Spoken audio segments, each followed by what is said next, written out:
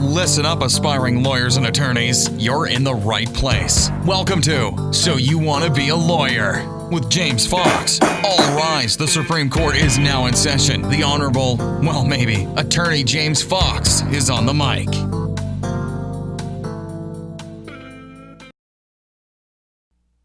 Hi, and welcome to the podcast. This is the first and inaugural podcast of So You Want to Be a Lawyer.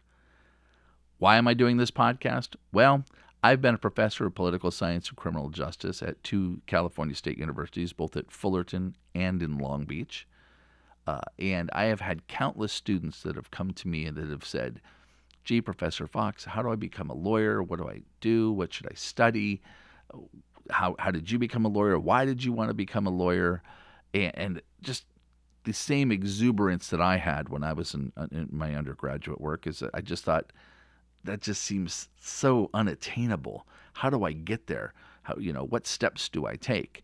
And I thought, since I'm not teaching at those universities any longer, I've retired from that, I want to be able to give that back. I miss having that interaction with the student body. I miss having the ability to talk directly with people that don't just come into my office, but talk directly with people and tell them what my experiences were and how I can help them to get there. So that's what this is about. So I'm going to be taking you on a journey. We're going to be doing 1 to 2 episodes a week. So thanks for listening. But I'm going to take you on the journey of how to get there from your undergraduate work to preparing for the LSAT, to taking the LSAT, to applying to law schools, to choosing which law school, how to deal with things in your first year, your second year, your third year. We're going to talk about going to law school and how to be successful in that, as well as after law school, preparing for the bar exam, taking the bar exam, and then what happens after the bar exam. Do I go to work for somebody else? Am I able to go then work for myself? Can I open up my own shop? Because that's what I did. But it was a different situation. But we'll talk about all that step by step. But this particular episode is about what you can do as an undergraduate student to become more successful as a law student, or to get where you want to be. What can you do right now to try to garner success in your law school applications, as well as when you attend law school and such. So that's what today's episode is about. So let's look. There are two types of undergraduate students, especially here in California. There's those that went directly to the university. They applied directly to, a UCLA or a Cal State Fullerton or Stanford or whichever, and you got in. The other student is one that started in a community college system, such as I did. And you've gone through the community college program, and then you've transferred to a 4-year university, or you plan to transfer to a 4-year university. When you are applying to law school, I'm just letting you know, it doesn't matter where you started, it matters where you finished. When you have somebody that started off at a community college and they end up graduating from Fullerton or UCLA or Stanford, that's where they get their degree from. So if you're in a community college, don't be thinking somehow or another you're less than or anything less than or anything lower than just a regular college student. It's just you've chosen a different path.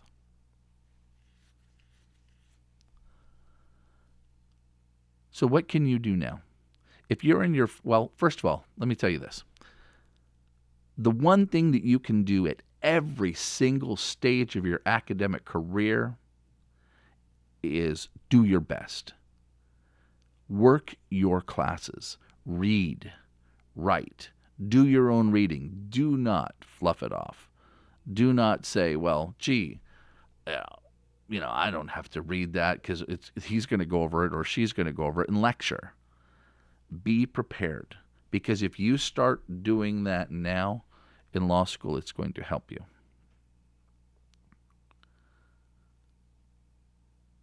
The second thing that you can do is strive to get the highest grades possible. Grades are important. When you are going to be applying to law school, they're going to look at two factors, grades and LSAT score. And we're going to talk about LSAT here in a little bit, but grades are important. If you get a C as a freshman, it counts as the same as you got a C as a sophomore. As a senior.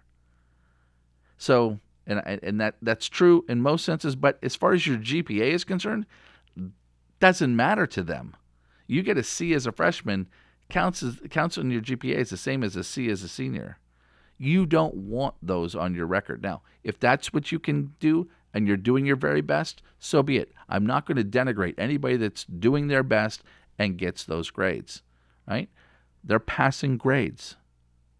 So if you can really look in the mirror and say you're doing your best, so be it. But that's the thing you have to do. You have to strive to do your best. If you're not, then you're wasting your time. Grades are important. So, kick ass. Take it by the horns. Do not be satisfied.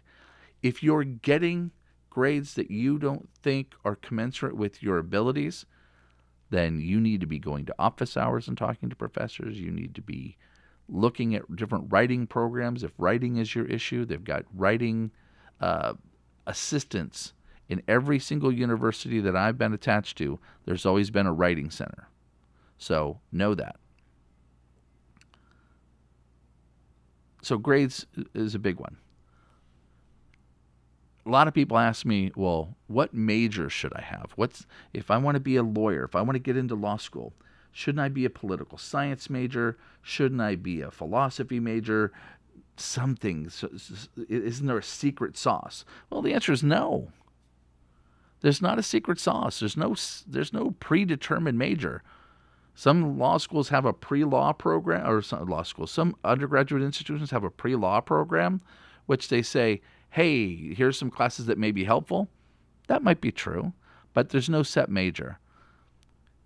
When you do your undergraduate education, do it in something that you enjoy. If you don't enjoy political science, you're probably not going to be very successful as a political science major because it's not your passion. And let's face it, you're going to go through 4 years of an undergraduate education. You can't sustain anything that you don't like for 4 years, right? So there's no set major. If you like drama and want to be a drama major, go be a drama major. If you want to be a music major, be a music major. It's got to be something you enjoy. Now, it doesn't mean you have to be blissfully happy about every aspect of it. It's just got to be something you're enjoying, that you're passionate about, because that's going to be reflected in your grades. If you like something and you're interested in something, you're probably going to be more successful at it. For me, as a lawyer, I don't like corporate law. I don't like mergers and acquisitions. Now, I have got friends that you say the word mergers and acquisitions, it's almost like you're talking dirty to them. They just get like, oh man, are you kidding me? This and that, and they start spouting a whole bunch of stuff that I just don't have any interest in. Now, you want to talk about criminal defense, you want to talk about that stuff, hey, guess what? I'll talk to you all day because I've got opinions on it, I've got ideas about it, I've practiced it, I love it. Right? Same thing with family law. Same thing with education.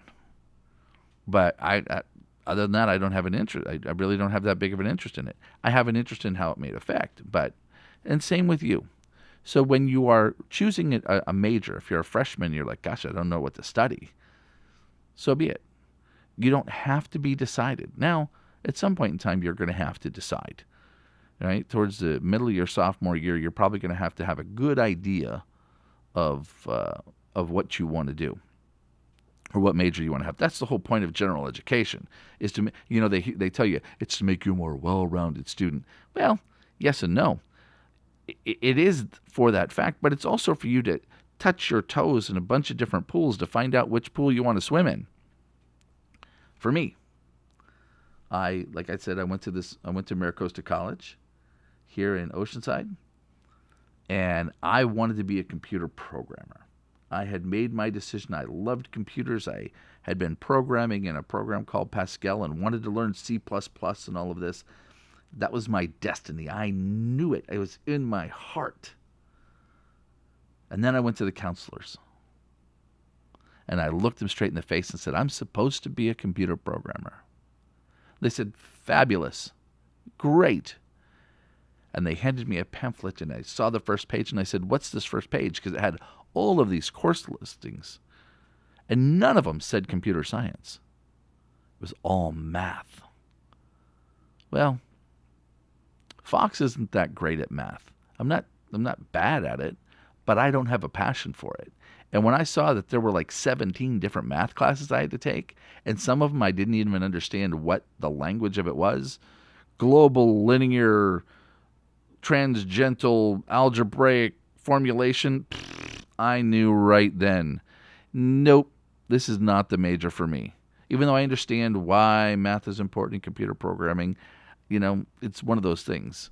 I sort of felt like I watched an interview the other day with Paul McCartney, and he said, I don't know how to read sheet music. And I'm thinking, how can that be? I mean, this is Paul McCartney from the Beatles, right? I mean, one of the greatest bands in the history of music. And he can't read sheet music. And he said, well, no, because I always played by ear. Whatever sounded good, that's what I created. And I guess I was kind of that way with the computer program, because all those math classes wasn't going to do it for me. So it changed the course of how I did things. I ended up getting an associate's degree in the administration of justice, and then went on to get a degree in criminal justice from Fullerton. So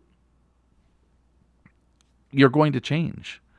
But I don't want you to think that somehow or another, because you think you may want to go to law school, that you've got to have some particular major.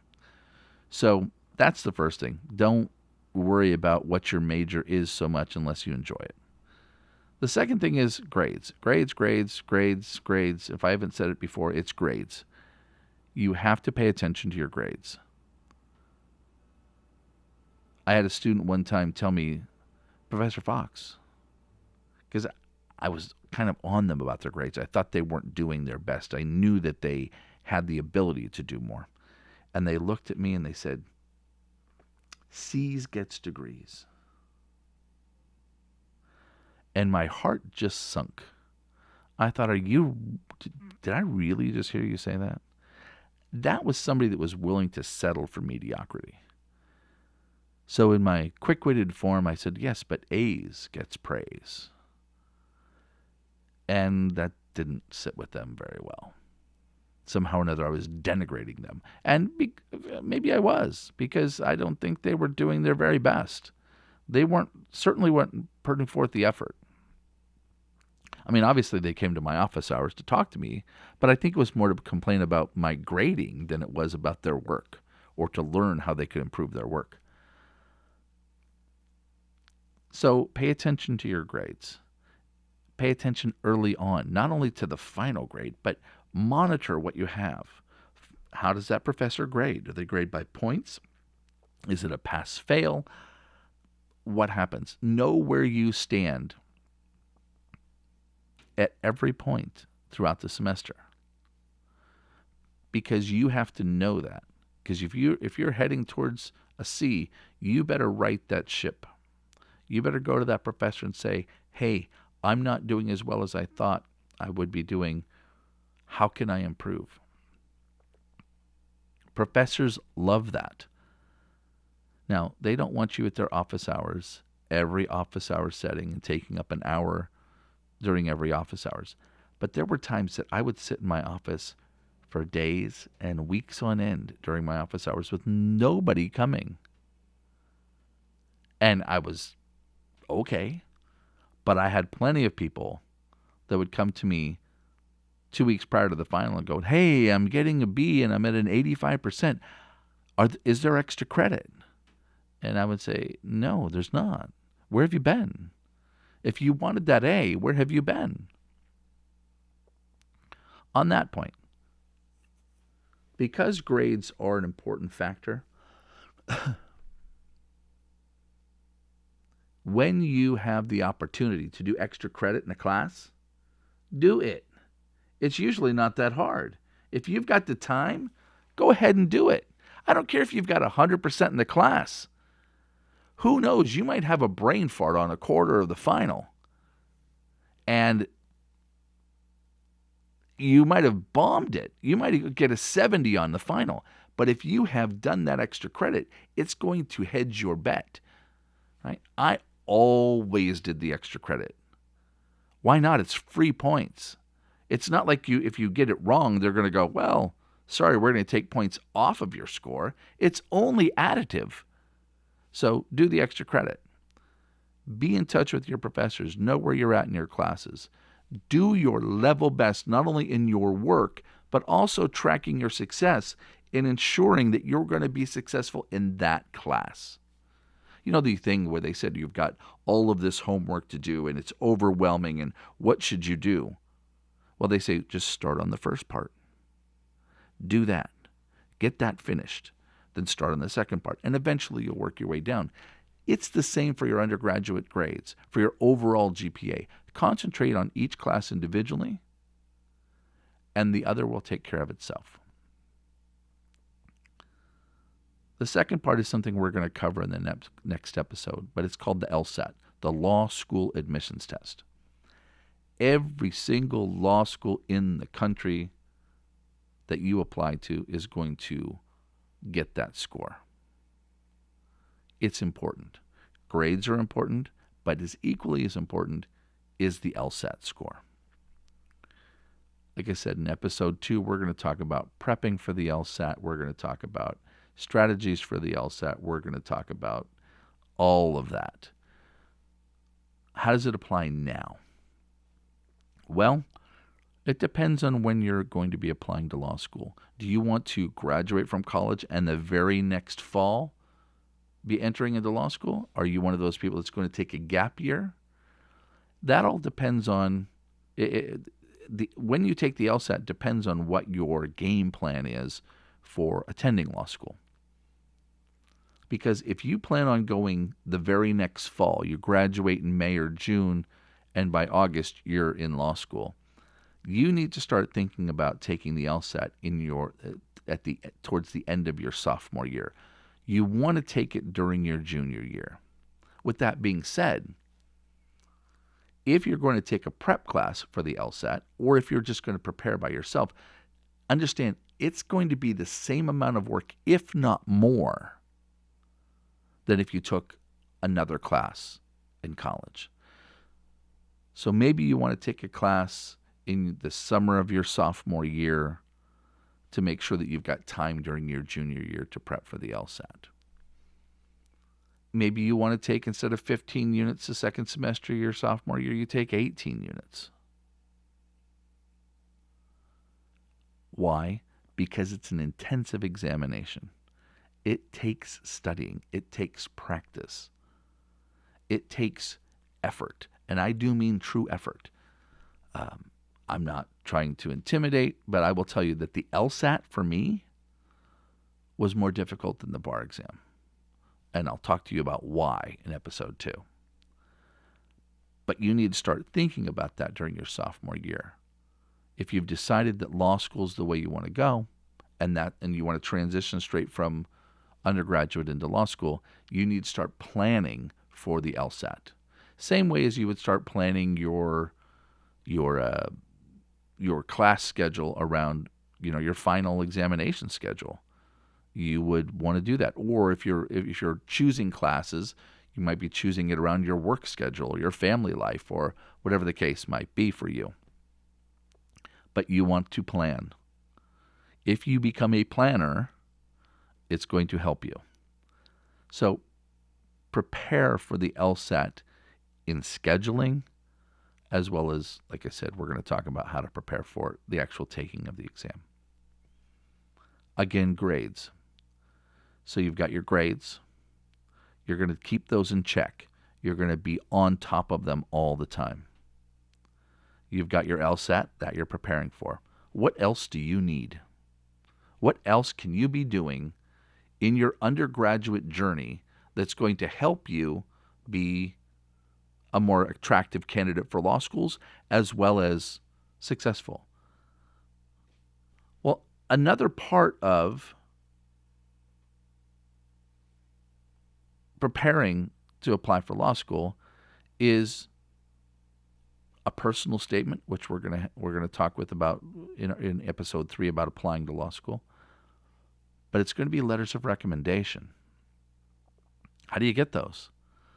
Well, they're going to want them from professors because remember, you're going from one academic setting to another academic setting, and they're going to want to know, how did you perform? They're going to look at grades. They're going to look at LSAT. And let's play out a scenario. Let's just say that those numbers or one of those numbers isn't what you wanted them to be, right? It just isn't. You go, man, okay, wait, geez, oh, crap. A letter of recommendation can have impact. How do you get those? Well, you're going to get them from your professors. Well, if you just took their class and they don't know who you are and you're just student number 38 that sat in a constitutional law class somewhere, they may not know who you are. How can they write a robust letter of recommendation other than, John Smith took my constitutional law class in the spring of 2018. He received a B grade. His papers were satisfactory. That's not very passionate. That's not that's not a letter of recommendation. It's a regurgitation of things they could have read on a transcript. So what do? You need to foster relationships with your professors.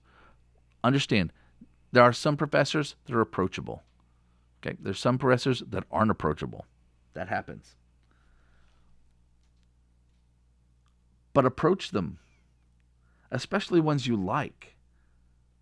Right? If you've got professors that you like, foster that relationship. It's going to be long-standing.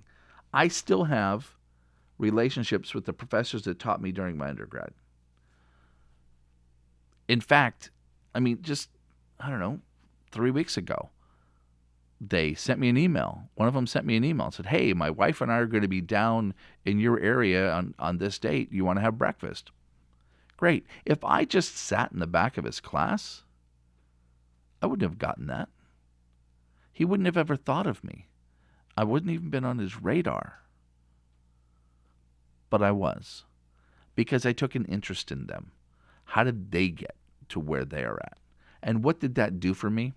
1, it got me some lifelong friendships, that's for sure. 2, it got me very good letters of recommendation. When I as a professor can sit down, and I've had students that have done this, I've known them, they've come to my office hours, they've asked me, what made you want to be a lawyer, Professor Fox? What did you do? What can I do? Or, hey, I got a B on this paper, can you show me some errors in my writing, or how I can make it stronger, or how I can format it differently, or these type of things. They showed me their heart. And when it came time to write a letter of recommendation, it was easy. It was ridiculously easy. And I could write it where it was authentic. Some of them got into really great law schools. Some of them decided other paths. I've had 3 people that have worked for my office over the past 15 years. And 2 of them have now gone to law school and graduated from law school. And one of them is a practicing district attorney here in California, and the other one is raising her children. The other one decided not to go to law school. We won't hold that against her. But went ahead to get her master's in public health from USC. So she's not doing too bad herself. But as a lawyer, I want to think, and as a mentor, I want to think that I had something to do with their choices. They tell me I did, so I hope they don't hold it against me, especially the one that decided not to go to law school. But foster those relationships because they're going to be important to you. They're going to be important as far as your success is concerned in getting into law school, as well as just later on in your life. When it came time, after I'd been a lawyer for a few years, I got a call that said, hi, this is person X. I'm calling from Cal State Fullerton. We have a class that we would like to teach, and the professor that was teaching it is no longer available. Would you like to teach it? Well, that started 10 years of me teaching, both at Cal State Fullerton and Long Beach State. If I had not fostered those relationships, I wouldn't have gotten that phone call. I have lawyers now that are reaching the twilight of their career and they want to do something different, and they say, "Hey, Fox, how did you get that teaching gig over at the Cal States?" And it wasn't like I said, "Hey, I applied here and I did this." It happened because of the relationships. So for your undergraduate journey, one, I don't want to say it this way, but you've got to go full speed. I was going to say another phrase that probably would have been inappropriate on a podcast, but you've got to go full speed. You've got to take it seriously as far as the planning of your education. Be invested in your courses. Be invested in your grades. Pick something that you enjoy when you're doing it, and plan things out. If you concentrate on your grades, and your grades are the best you can achieve, if it's A's, great. If it's B's, great. If it's C's, great. If it's D's, or if it's something below a C, you probably want to look at whether academics is the right thing for you, or if there's something that is holding you back, whether it be a learning disability you might not have known about, you might have family issues that are involved, you might have had, deaths in the family, or I had one student that both his parents were deported and it really was affecting his grades. There might be things that have gotten in your way. So if you are below passing, you might want to look at if there are things outside or extrinsic things that are affecting your ability to be successful. Is there a learning disability which is affecting you to be successful? Or is it just that sometimes education isn't for everybody, at least in a college format? So the grades are important. The planning is important. We're going to talk about the LSAT in number 2, foster the relationships with your professors, and don't take no for an answer on things. Like I said, you have to be passionate about it. Going to law school isn't a joke. It's not rocket science, so it's not some mystical thing that you go, wow, I don't know how to do this. It's just so difficult. It's just not. The law doesn't change that fast, and it's really, really, really, really old, all the way back to the Constitution and even before that. So it doesn't change that fast. The Fourth Amendment is the same Fourth Amendment that the Founding Fathers wrote. But it's just volume. It's just a lot. I always tell people, if I told you to go home and make a cupcake, could you? And they say, yeah, I could make a cupcake. I said, okay, make 5,000. Their eyes get big. They go, well, that would be much more difficult. I don't know if I could do that. So it's not the subject matter. It's just volume. And you can prepare yourself for that during your undergraduate. So those are the things. Grades, LSAT, foster your relationship with your professors. Don't take no for an answer. Be passionate about it. Attack your undergraduate education. I mean, literally attack it. Be on point. And you're going to prepare yourself very well for entering into law school and becoming successful. So, episode 2 is going to be about LSAT. Episode 3 is going to be about applying to law school and that process. Episode 4 is going to be about choosing your law school and what factors go into it. Episode 5, we're going to talk about the first year of law school and what's that like. So I thank you for listening or watching, because this is also being sent over to YouTube. I thank you for watching. I hope that it entertained you or at least gave you some valuable information. I'm available if you want to speak with me about this or about anything about becoming a lawyer or being a lawyer. You can reach me at 888-301-2455. That's 888-301-2455. If if you get my auto attendance on my phone system, hit option 1, and it will call my cell phone directly. It will ask you to state your name. Just say, my name is John Smith, and I'm calling you about your podcast or about your YouTube video. And please, and if I'm available to talk to you, I will. It's a passion of mine. I enjoy talking to people about it and wanting people to be successful. Otherwise, you can email me at jamesfox@foxlegalgroup.com. That's jamesfox@foxlegalgroup.com. You want to look at my website, there's contact information on there as well. Or if you're around in the area, my office is in Vista, California. If you're around in the area and want to talk about it, just drop in, and if I'm around, I'll give you a holler. So, okay, again, thanks for listening, and subscribe, and we're going to be putting episodes up, like I said, 1 to 2 a week, and we'll go from there, okay? Thanks very much. You have yourself a great day. Thanks so much for listening to this episode of So You Want to Be a Lawyer with James Fox. If you enjoyed today's episode, please leave a review and subscribe, and we'll catch you next time on So You Want to Be a Lawyer.